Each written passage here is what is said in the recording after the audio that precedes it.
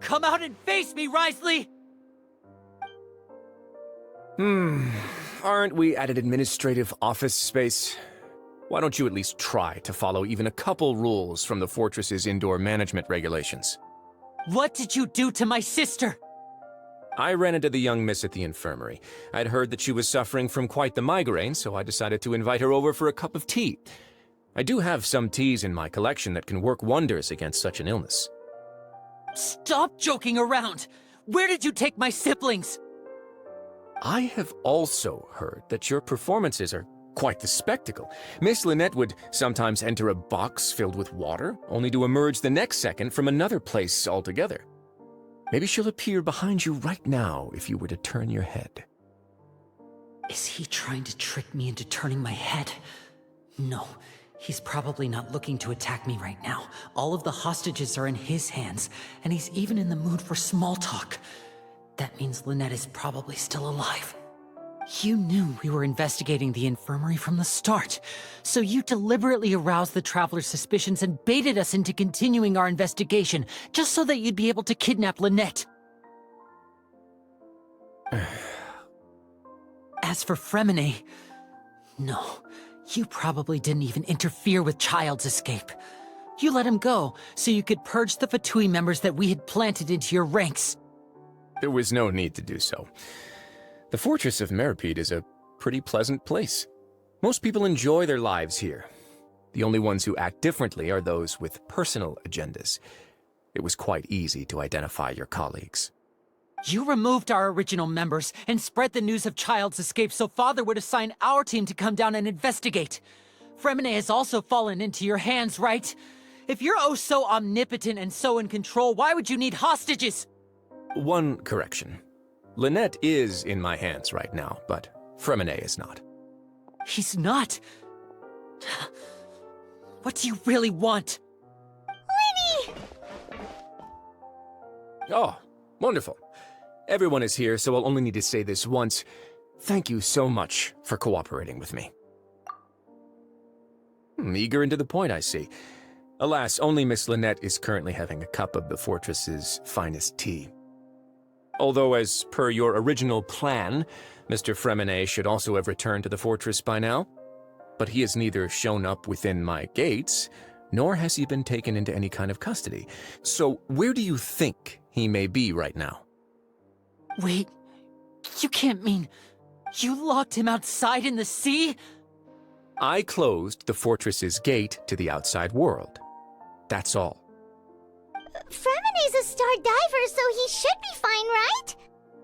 No, we're still here, so he'd definitely try to find a way to come back for us. So we can't assume he might have made a break for the surface. But why would I do this, you may be asking? To have an audience with you, of course. My intel tells me that Mr. Linney is a great magician, so it's only natural for me to want to have some cards of my own when it comes to negotiating. Besides, I do recall you mentioning to Miss Lynette that you've always wanted to have a face-to-face meeting with the Lord of the Fortress of Meripede, regardless of whether it was in a personal or a professional capacity. Well, you got your wish. So, you've been keeping tabs on us before we even set foot in the fortress. Some of my folks just happened to hear a thing or two, that's all. In any case, I will be straight with you. I was willing to play dumb and turn a blind eye, so we had a pleasant few days playing games together here. But once you started focusing on the Forbidden Zone... Oh, Mr. Linney, the cards are stacked against you right now. Miss Lynette is in my hands, and Mr. Fremine is still slowly being pickled out there in the brine. You know just as well as I that he cannot last out there forever. You need do but one thing to guarantee their safety. I would like you to contact your superior, and ideally invite her over for a cup of tea with me. You want to see Father? But why should she bother giving you an audience? Well, if she cares for the well-being of her dearest children, she should have plenty of motivation to join me for a parents' evening. I've heard that the bonds between the members of the House of the Hearth are like the bonds of family. I don't see why she would refuse. Why did you think Father sent us to handle the Fortress of Meripede? This place is basically a no man's land. It wouldn't be fitting for anyone as important as a harbinger like Father to come here in person. Oh, I see. So it's because she doesn't care for my place here. That's such a shame. After all, I've amassed quite the tea collection. I was looking forward to sharing it with her. Both Monsieur Neuvillette and Lady Farina have already received many samples as gifts. Was this the extent of your master plan to get to Father? No matter how much pressure you may put on me, I won't allow you to use us to blackmail her. You people really are difficult to get along with. All I'm asking for is a face-to-face conversation. Does she truly have no interest in the fortress's secret? Mr. Linney, you have one last chance to invite your father here. If you refuse... Lenny!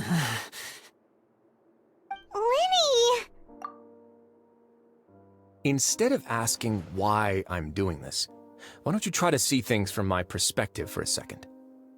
From the very beginning, the Fatui has been actively infiltrating my fortress. I gave you a warning by cutting off the first few operatives I found, but that only caused you to double down. Had you given up on the fortress then and there, I'd have no reason to want to talk. Mr. Freminet left the fortress on his own, and Miss Lynette tried to pry out my secrets right in front of me.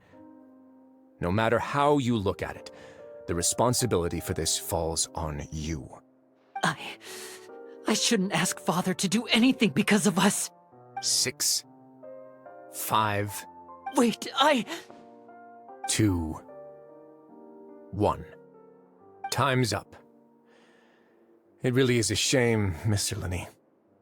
Risley! Negotiations have broken down. Please leave, ladies and gentlemen. It's time for my afternoon tea. Yeah, listen to the Traveler. If you can't talk to Lenny, can you at least talk to us? You do realize that I'm only letting you go because of Neuvillette, yes? You're here helping him out, and I've already done my best to stay out of your way. But that doesn't mean you can just do whatever you want. The fortress may be small and remote, but it still has its own set of laws.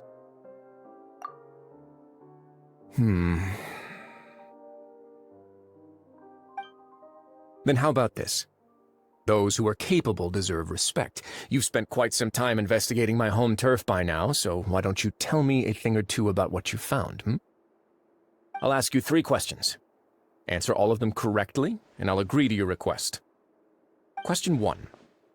Regarding the hidden rules of the production zone, what is the truth behind the one about not being allowed to work for 3 days in a row?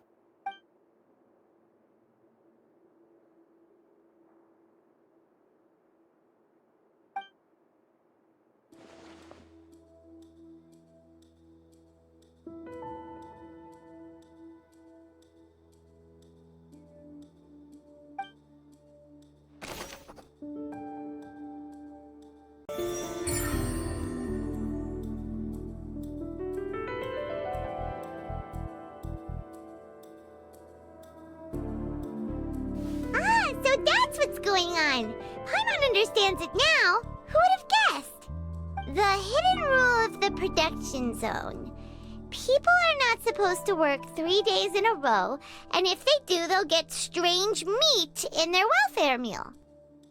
At first we thought this strange meat must have something to do with the people who disappeared, but in reality, they were all prepared by Sijuin, the head nurse.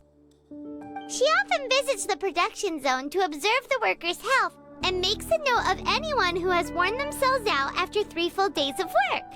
Out of her sense of duty as the head nurse, as well as her genuine concern for the workers' health, Sijuin visits the cafeteria right before lunch and cooks an extra dish for those who can use the stamina boost.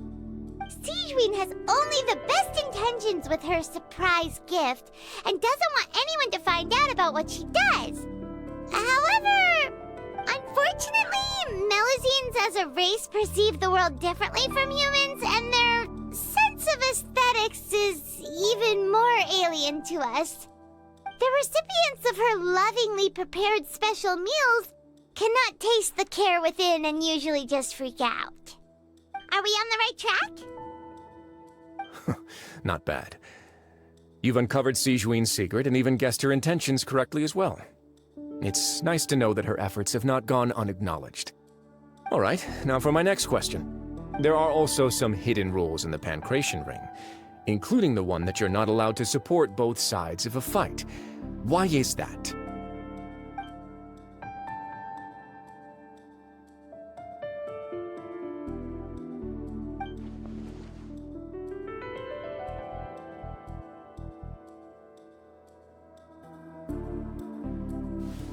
Paimon gets this rule too now, so there really was nothing to be afraid of.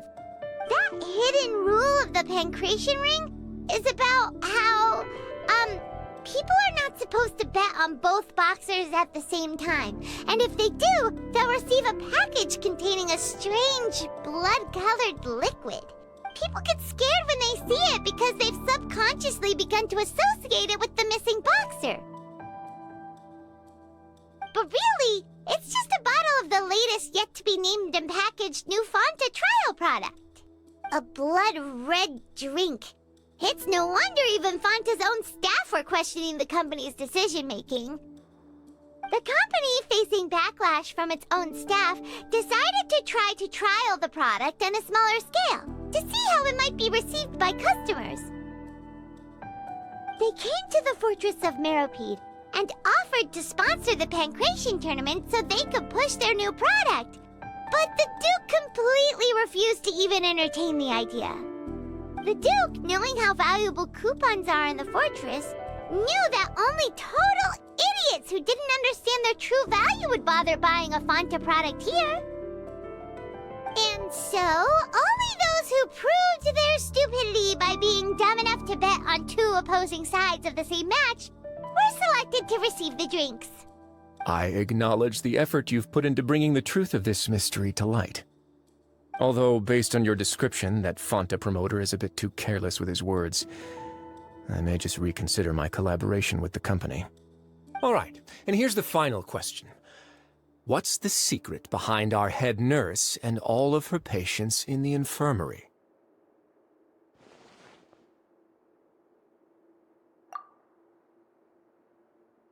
Stop your cruel and pointless games, Risley! You know that we haven't finished our investigation, so there's no way we can answer the last question. The thought of sparing Lynette and Fremine never even crossed your mind! You'll pay for this! Ah! Lenny, are you alright? Oh, close one. I owe you, Sijuin. That was a fantastic shot. It was nothing, Your Grace. Sijuin? Though this gun may look like a toy, it's actually fully functional, as I just demonstrated. Sijuin... You... Not at all. I am merely a resident of the fortress, and thus protecting it is my duty. When Monsieur Nervulette asked me to come here, he told me that my job would be to take care of the well-being of everyone here. I am merely discharging my duties. But if you mean what you just said, then isn't Linny someone you should be looking after as well? Isn't he a resident here just like the rest of us? But I really am just doing what Monsieur Nervulette told me to do. Everything I did, I've done to protect them.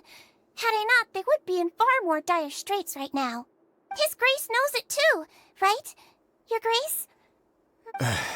My dear Sijuin, whatever shall I do with you? Would it have killed you to just wait another minute or two? Well, it's nearly time after all. The way you do things can be truly frustrating sometimes, Your Grace. I figured I should try to talk some sense into you. What are you talking about? What time? Take me if you want, but let them go. How touching. Can you just give me one more minute? Don't be like that, Your Grace. All right, everyone, calm down. 2 more visitors will be arriving any time now. I'll go get a cup of tea. Miss Sijuin, I leave Miss Lynette in your care. You... What are you doing? I believe I hear footsteps.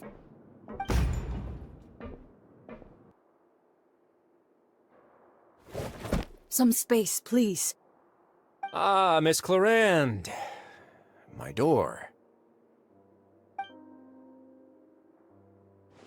Fremine. Fremine! What's going on? What is Claran doing here? Work. I'm sorry about shooting you, Mr. Linney. The tranquilizing effect will begin to wear off soon. Please take it easy in the meantime, though. What happened to Fremine? Wasn't he diving just outside of the fortress?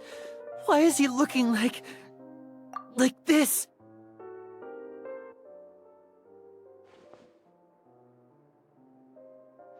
A flushed face, an accelerated pulse. He must have consumed primordial seawater. What did you say? Please, make some space. I'll need to give Mr. Fremine a more thorough checkup. Your Grace, I'll leave the rest to you. I'll talk to Clarand while you get Fremine to where he needs to be. Everything else can wait.